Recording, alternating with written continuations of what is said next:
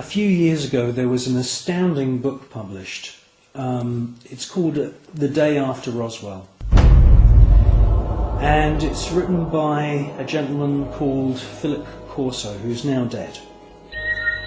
He had a military career that lasted more than 20 years, and during that time he served at the White House, and then he was a senior official at the Pentagon.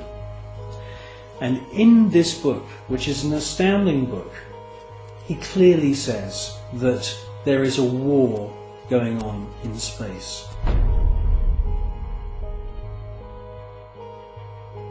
In other words, NASA and the American military have designed weapons. He says in his book that some of the weapons are based on patents of the genius inventor Nikola Tesla. Philip Corso tells us that there are plasma beam weapons being used against these UFOs, and that sometimes these UFOs are hit.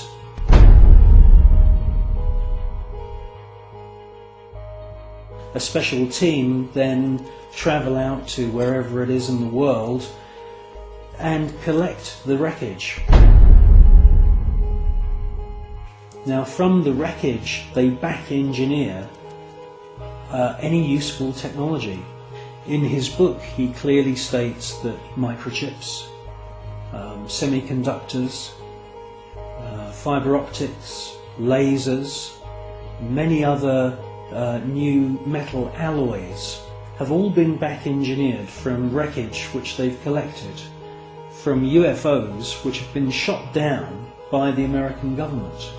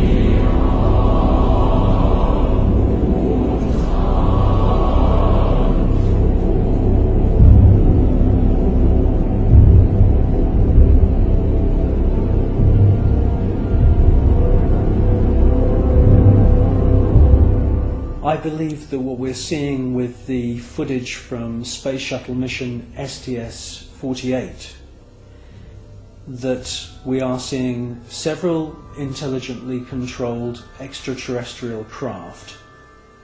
And yes, I do believe that the flashes are the firing of some very, very top secret weapon which is able to produce an electronic or electromagnetic plasma kind of death ray that is being used against these UFOs. I do believe that that is exactly what we're seeing.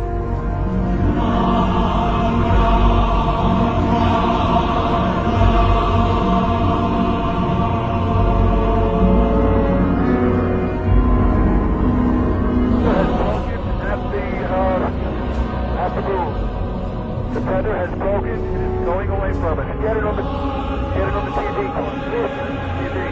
The tether has broken. Space Shuttle mission STS-75, the tether incident. A lot has been said about this incident. Personally, I feel that most of the objects that you see are actual individual parts of the tether, just floating around in space, and that they're out of focus. It's a fascinating piece of footage, and I wouldn't be surprised if there weren't, quite a few UFOs coming into the scene to check out our technology, just as the same as they've done many times before. The crew can see the tether and see the satellite. It's beautiful.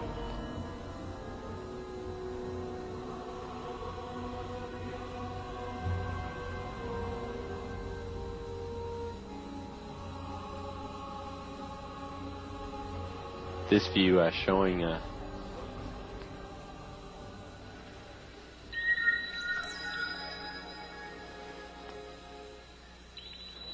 the satellite. Again, just moving into sunrise. 81 nautical miles now from Columbia.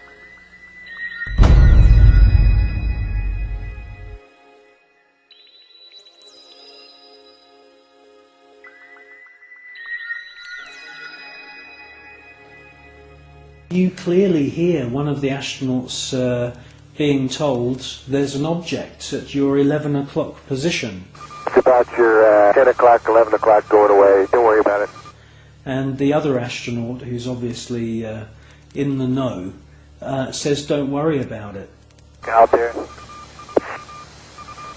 I'm not sure what you're talking about. I suspect that the senior astronauts, astronauts who've been up more than just once, are fully aware that there is a very large number of unexplainable objects flying around. Never mind.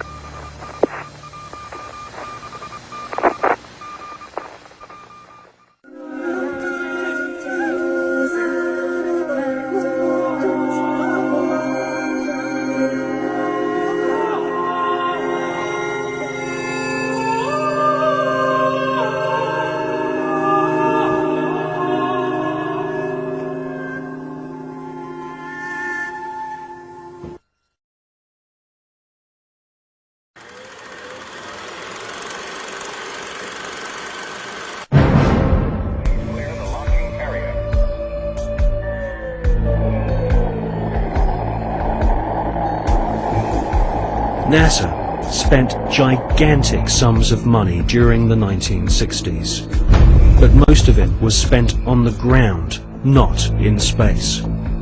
Huge American corporations, many of which were manufacturing hardware for the military, made gigantic profits designing space vehicles and, more importantly, life-sized models of spaceships, and even huge stage sets resembling the lunar surface.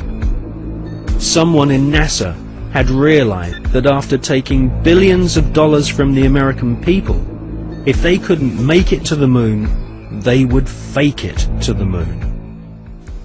Obviously, if you're going to somewhere that nobody has been before, you need to have a simulator which recreates that environment as closely as you can. If you're going to the moon, you recreate the surface of the moon. And here we see a section of the lunar surface created. It's about 30 foot high, 30 foot long, 35 foot long. Scale is given by the two people standing in front of it. There were plenty of simulation exercises, but the point is, and this should be taken into account in virtually everything that is discussed with the Apollo program, 400,000 people may have worked on the program in total, but none of them had a need to know more than his own job required. The people who were making the rockets didn't know what the people who were making the spacesuits were doing, because they had no need to know about that. Their job was to make the best models and the best simulation of the lunar surface that they could. And if we come up to this picture here, we see the three scales on which these models were built. We have here the whole moon as one unit. It stands about 20 foot high. We have here behind it a section of the surface of the moon. You'll notice it's curved. And here we have a more detailed section of the lunar surface. What you're saying is that the images which we're told show a camera pointing out the window of the lunar module as it's coming into land on the moon could well have been filmed previously using these large-scale models. That's right. It could well be that what we are looking at are films of realistic models. We have no means of knowing if they were actually taken on the lunar surface, or whether what we're watching is part of the simulation exercise and the training exercise.